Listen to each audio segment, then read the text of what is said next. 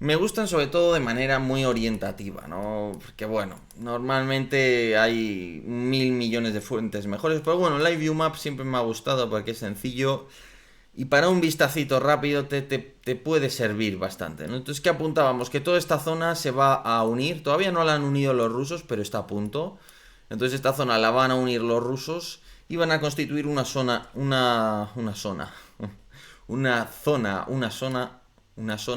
colchón. Una sola zona colchón, eso es. Y el asunto ahí, pues, digamos, desde el punto de vista de los asaltos, ¿qué nos está indicando? Bueno, asaltos ahora mismo, para que lo veáis, bueno, todo esto es el frente, ¿vale? Todo esto es el frente. ¿Dónde podríamos destacar más allá de lo de Kharkov? Que por cierto, Kharkov, paréntesis, sí que hay una pugna entre, digamos, las distintas partes que apoyan a unos y a otros en el conflicto. Si no estoy equivocado, Kharkov es el nombre ruso, ¿no? Y Kharkiv sería el italiano. El italiano. Estoy hoy espeso, ¿eh? El ucraniano. Entonces yo simplemente, ¿por qué llamo a las localidades de una manera o de otra? Fundamentalmente yo lo que hago es utilizar el primer nombre que he aprendido. Entonces, como en su momento, pues he leído, como es lógico, ¿no? Bastante sobre, digamos, la Segunda Guerra Mundial, pues la batalla de Kharkov, eso siempre ha estado ahí muy presente, ¿no? Entonces de ahí que yo lo llame Kharkov. Yo fundamentalmente la primera vez que me aprendo el nombre de un lugar es el que uso. Por ejemplo, yo lo llamo mucho, y lo oiréis poco que alguien lo llame así, es Lvov. Mucha gente lo llama el Lviv, otros lo llaman Leópolis, yo lo llamo Lvov porque es como me lo aprendí, que debo entender, que creo entender que es el nombre polaco de... pero no estoy seguro tampoco, ¿eh?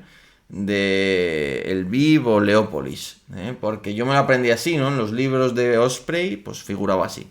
Pero bueno, como os decía, vamos a... Lo importante no es cómo llamo yo a las cosas, sino las cosas que suceden sobre el terreno. Entonces, ¿qué sucede sobre el terreno?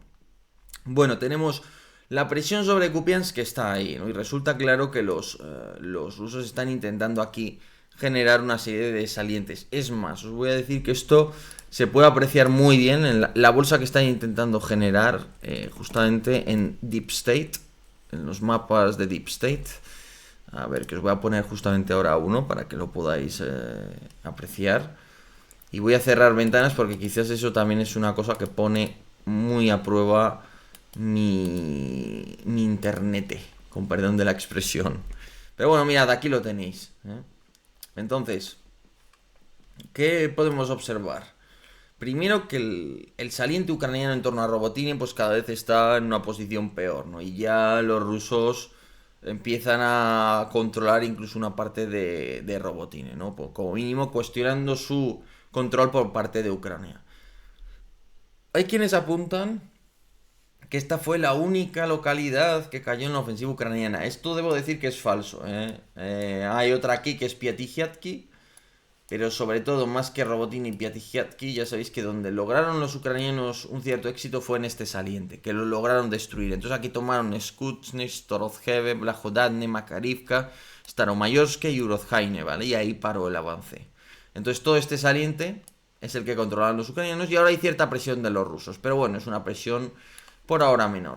También, y como ya os hemos explicado más de una vez, en esta suerte de curva del frente, en esta especie de U, pues es donde han intentado los rusos, digamos, generar presión y también generar ciertos dilemas.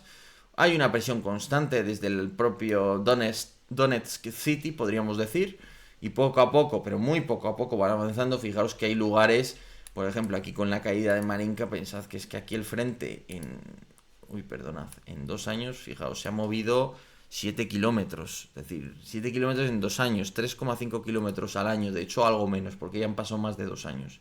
Es decir, que hay muchas zonas donde el frente realmente es que no se ha movido prácticamente nada, ¿no? O muy poquito, ¿eh? Pero bueno, más allá de eso, la ofensiva rusa, como ya sabréis muchos, se sitúa aquí. Es una ofensiva que he encontrado, yo creo, una zona poco defendida a lo que era el norte de Avdiivka y mucho avanzando a lo largo de esta línea de ferrocarril.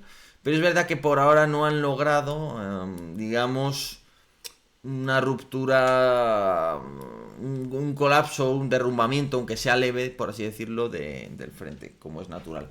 Por cierto, voy a permitirme que consulte Vale, si esto se está recargando. Ah, lo que me he dado cuenta es que se ha apagado el foco, ¿verdad?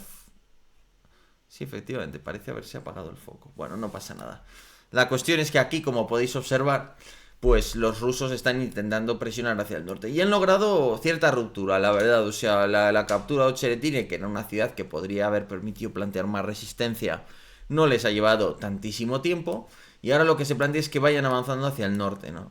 Hacia el norte, dejando Toretsk y New York, pues, embolsadas, ¿no? Recordemos que Toretsk, New York, toda esta zona es interesante en el sentido de que aquí sí que no ha cambiado el frente ni un metro. O sea, está exactamente igual que en 2014, que ya es decir, ¿eh? Estas son zonas donde no ha habido ni un metro de avance ruso, curiosamente. Entonces, ¿cuál es la idea? Parece, con este frente ir avanzando hacia el norte, ¿no? Es decir, voy tirando hacia el norte. Y luego desde Chasiv Yar, perdonad, controlo, empieza a avanzar hacia Konstantinivka, que es de esta localidad de aquí. ¿Y qué logro con eso? Con eso logro embolsar a todo lo que hay en medio. Es decir, logro, os lo voy a poner aquí nuevamente, ¿vale? Para que lo veáis. Pero una vez yo llegue a Konstantinivka, pues hago que todo este territorio, ¿vale? Todo este territorio pase a manos rusas. Es decir, es generar una suerte de caldero ahí. Y la clave de ese caldero es Konstantinivka. En el momento en que Konstantinivka caiga, lo cierto es que las posiciones, incluso aunque quede alguna línea abierta, van a estar mucho más expuestas a los bombardeos y al accionar de todo lo que tiene que ver con la fuerza aérea rusa, de los drones rusos, de la artillería rusa. Por tanto, eso parecería uno de los planes de campaña rusos. El otro plan de campaña, ¿por dónde pasa? Por Kramatorsk y Slaviansk. ¿Cuál es el problema? ¿Estamos viendo aquí una ofensiva? Sí. Estamos viendo que por primera vez, bueno, por primera vez no, en la zona de Chasiv Yar los rusos ya han lanzado varios ataques fuertes, van a proseguir haciéndolo y hay que asumir que es perfectamente posible que de aquí a un par de meses Chasiv Yar llegue a caer, pero si hay una zona al frente que los ucranianos van a defender es esta. Es decir, esta zona probablemente donde no van a faltar, por cierto, muchas gracias a Johnny Ska, Goida para ti, pero no tenemos Goida, así que si quieres que te responda una preguntita, pues yo encantado de respondértela. Y a De Mario, pues a De Mario lo mismo, ¿eh? Si quieres aprovechar para lanzar una preguntita, es el momento. Muchas gracias en todo caso a los dos por las donaciones. Entonces, como os decía, perdonad, donde sí estamos empezando a ver por primera vez desde hace mucho tiempo ataques de los rusos es en esta hoz del frente, en esta curva del frente, donde los rusos están empezando a empujar hacia el norte. De hecho, podréis ver cómo era la situación hace unos días. Os lo voy a poner cómo estaba a principios. Ah, bueno, que no me... Vale, tengo que ponerlo el día 2, por ejemplo. Vale, esta era la situación. De hecho, ahí lo podéis observar. Vale, efectivamente. Entonces, ahí hay cierta presión y de hecho algunos de los combates que se han llegado a observar son justamente, de hecho los del vídeo que vais a observar son justamente aquí, en Verkhnokamiansk, que de hecho a veces esta localidad es difícil de encontrar por la pronunciación y tal y no la detecta muy bien Google, no sé por qué. Cuando pones el nombre con el que lo llaman los propios ucranianos. Por tanto, esto es una localidad relevante y aquí hay empuje ruso.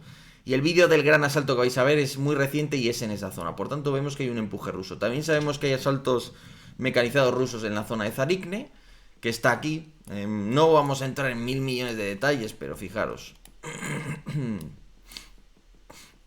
Vale. Perdona de nuevamente, disculpad por este tipo de... En fin. ¿Vale? Entonces...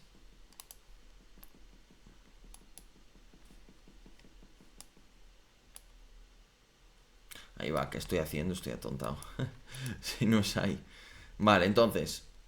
Aquí veis el río Krasnaya.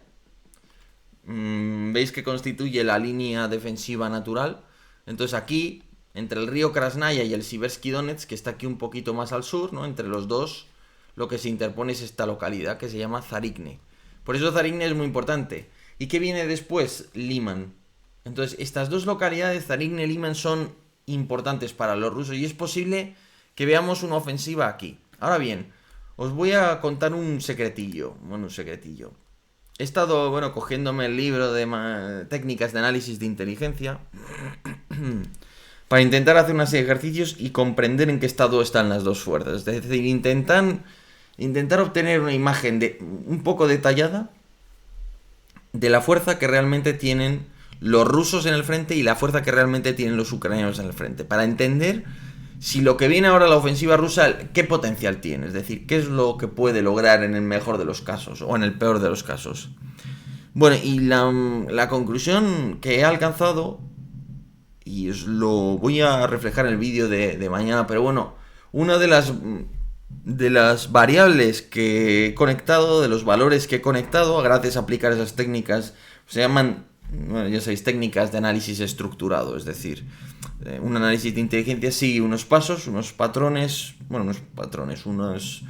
una gradación concreta, ¿no? Se debe hacer de una manera que idealmente yo no tengo todos los elementos, porque una de las claves de un buen análisis de inteligencia es que haya varias personas que hablen del asunto entre sí y lo pongan en común, se contradigan entre sí, bueno, hay como varios pasos, pero bueno, en este caso obviamente es mucho más de andar por casa, pero la variable que he visto conectada, que me ha sorprendido al verlo, yo he hecho el ejercicio, ¿no? Me lo he planteado con objetividad, he ido haciendo, básicamente es poner en correlación las ofensivas con el número de reclutas de las partes, ¿no? Porque sabemos cuándo se han empezado a reclutar, ¿no? Sabemos que Ucrania empieza a reclutar a partir de dentro de un par de meses. Sabemos que tras las victorias en Kiev reclutaron a mucho voluntario. Sabemos que los rusos tras la movilización parcial pues han reclutado también a mucha gente. Entonces era poner en común eso con la situación de ofensiva o de no ofensiva de las partes, ¿no? Y la gracia es que lo que estaba en común es el grado de debilidad del frente entre Rusia, o sea, porque yo hago el ejercicio, ¿no? Y me pongo a ver los puntos, ¿no? A intentar ver si hay algo ahí, algún patrón, algo que... Y donde coinciden es que, sin tener yo ningún tipo de conciencia al respecto y tal, me ha quedado que la debilidad del frente ruso, cuando se produjo la ofensiva de septiembre de 2022 de Ucrania, cuando se produjo la gran derrota rusa, la he evaluado igual que la situación actual de Ucrania.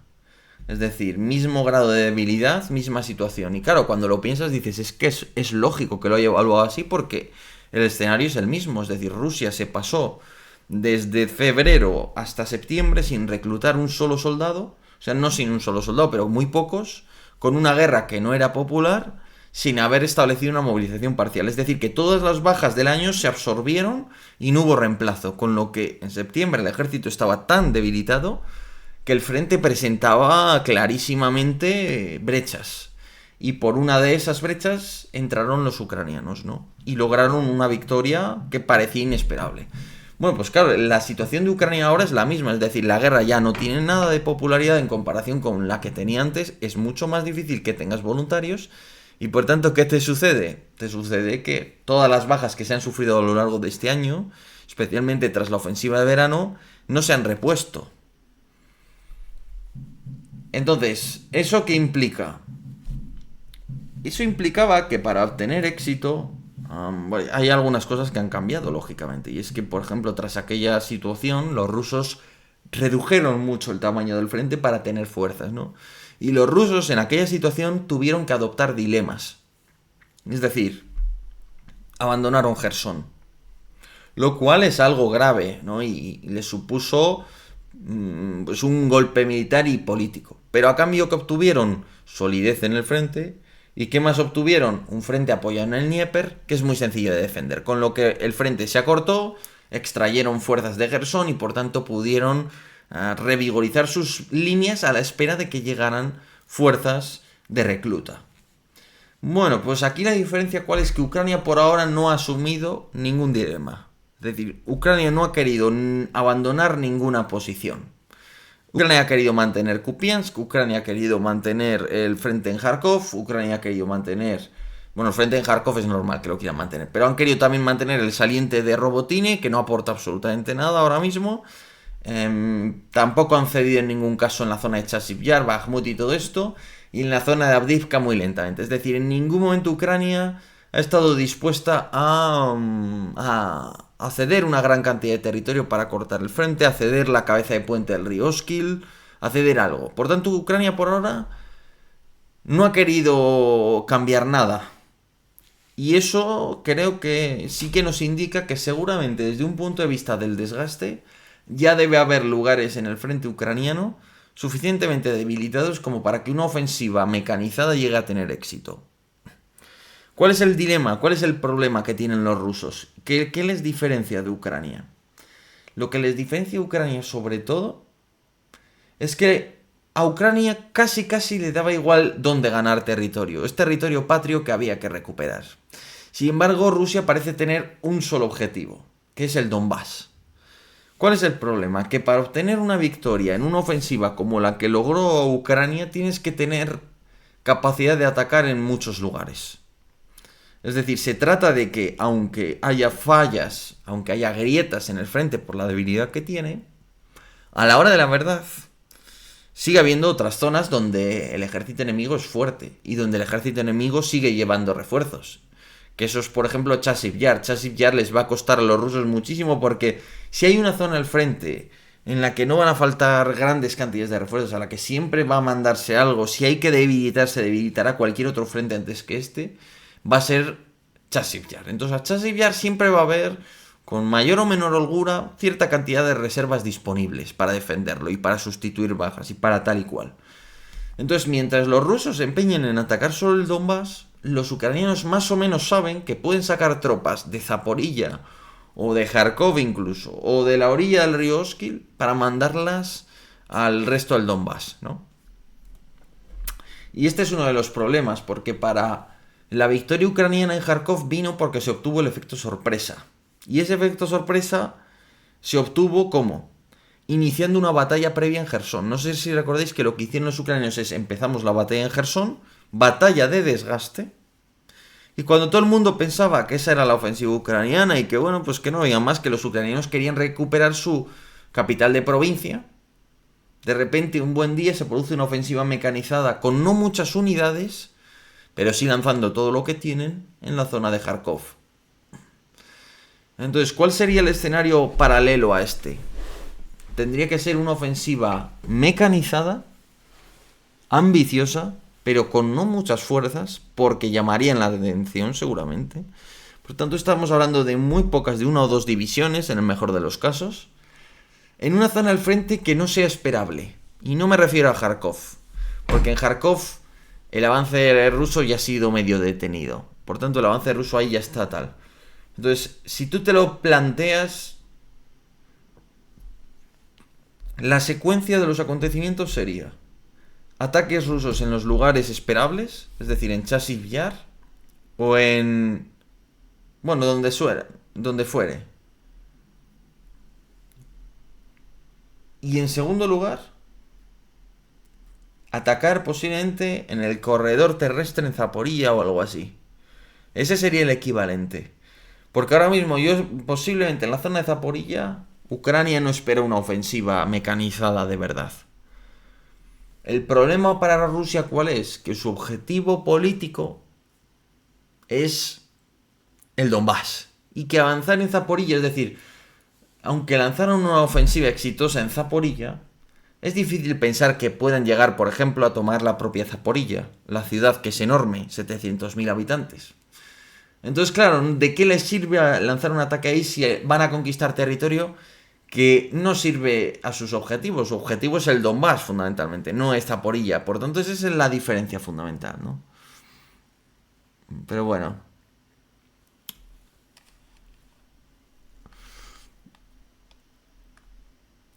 Bien, dicho esto. Pero bueno, ¿qué peleas tenéis más así en el chat? Por Dios.